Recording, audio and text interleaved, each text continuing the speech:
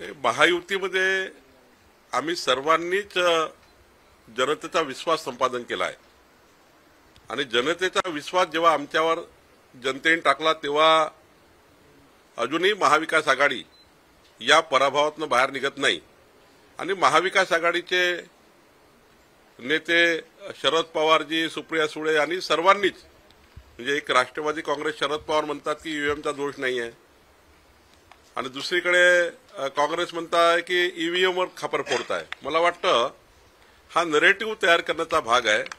म्हणजे जे काही पद गेली आहे विधानसभा निवडणुकीत, जी काही त्यांची नामुष्की झाली आहे, ही नामुष्की पुन्हा स्थानिक स्वराज्य संस्थेच्या वेळी येऊ नये। म्हणजे हारले ते निवडणुकीत पराभव झाले की ईव्हीएम चुकीची आहे, या पद्धतीचा एक नरेटिव्ह, नवीन नरेटिव्ह या महाराष्ट्रात तयार करण्याचा प्रयत्न काँग्रेस पार्टी करत आहे। पण खरं तर आज मारामारी सुरू आहे काँग्रेसमध्ये।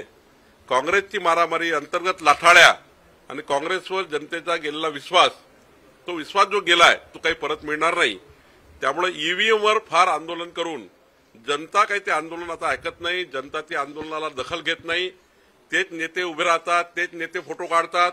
आता ईव्हीएमचं जे आंदोलन आहे हे फोटो काढण्यापुरतं राहिलेलं आहे। CEN न्यूज, देश प्रदेश की ताजा तरीन खबरों के लिए CEN न्यूज को सब्सक्राइब करें और रहें पल पल की खबर से हर पल बाखबर।